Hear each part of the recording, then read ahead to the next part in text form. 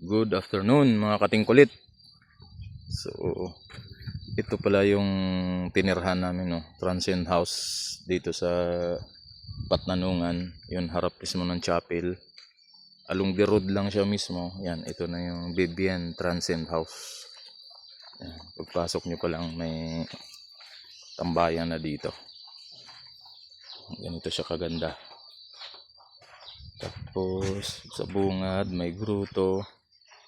Then ito agad ang bubungad sa inyo. Napakalawak na area. Yan, may motor si kuya. Parentahan nila. Sabi kasi sa amin ni kuya una, libre daw. Kaso parang nag-insist kami kasi nakakahiya naman kung libre.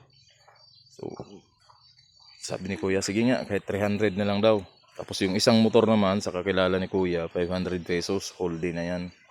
So dito nakatipid na kami kay kuya, kaya nag-insist na kami kay kuya na arkilahan na lang namin kaysa libre naman, parang nakakahiya na rin. Tsaka yan yung transient house mismo matitirhan niya.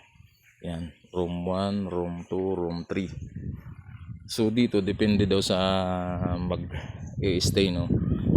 Kung 1 to 4 person, so 1,500 pesos lang daw ang ano nila. Then the rest, so inquire na lang din kayo sa Bibian kasi kaya atang mag-accommodate ng 20 person yung loob na yan, ano. Kung may pamilya kayo, parang napakasarap magbanding, no. Pero yun ay may kakibat na presyo pag medyo dumami-dami din kayo. Yan ang aking misis at ang aking anak ko. Habang nag-i-edit, gusto nilang namin yung ano dito, katahimikan ng kalikasan na mga huni at huni lang ng ibon, tahol, ng aso o anumang mga ika nga kalikasan lang ang ano, huni, parang nakakabingi yung katahimikan. So again, ito, ganito kaganda pag pumunta kayo ng Patnanungan, lalo na dito sa pinag-istihan namin. Yun, napakabait nila ni kuya. May libre pang buko, to sawa, basta may bunga lang daw. Pati yung misis ni kuya, talagang ano sila, napaka tawag nito, gaan sa loob na entertain kayo ng ganun. VIP talagang dating. Diyan kay nanay din, no. Pinalista lang ni nanay lahat ng kukunin namin kasi may lutuan sila doon sa likod diyan. May lutuan sila doon komunal na may CR na rin diyan, lutuan, kainan. So lista nyo lang daw kay nanay, din saka na pag-uwi, saka na bayaran. So ganun sila ka mag-welcome or mag-accommodate ng bisita nila dito. Napakababait nila.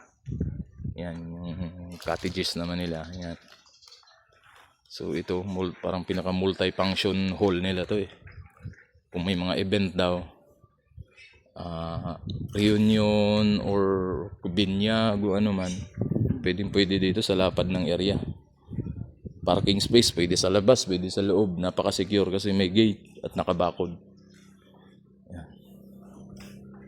Ganda ng area nila dito. Yan. Ganito kaluwag yun. Diba? So dito, lahat ng tenant dito, napakababait. Wala kang masabi. Lalo na sila kuya, talagang pagdating pa lang namin napaka-warm welcome na agad. Tapos daling ko kayo dito. So as of 3:30 PM, yan. Yan, may pa-swing-swing ba dito? Itong upuan na to ang madalas cottage ito, ang madalas namin tinatambayan ang pamilya ko pag kumakain. Kasi yan, malapit lang sa komunal doon. Yan yung lutuan doon. Malinis. May sariling ref kung gusto nyo maglagay. Ayan. Tsaka ayun nga, as of 3:30 PM, ayan. Ito yung ano dito, sitwasyon sa dagat. Baybayin. So hibas na siya.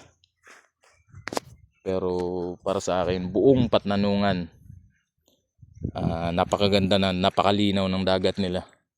Though may kanya-kanyang nabiyayaan lang ng dalampasigan na ano para sa akin din na magandang dalampasigan talaga na mapino, mabuhangin talaga.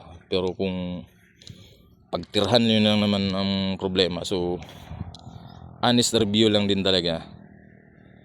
Kung comparison lang naman sa baybayin, sabi nga natin kanya-kanyang choice lang yan.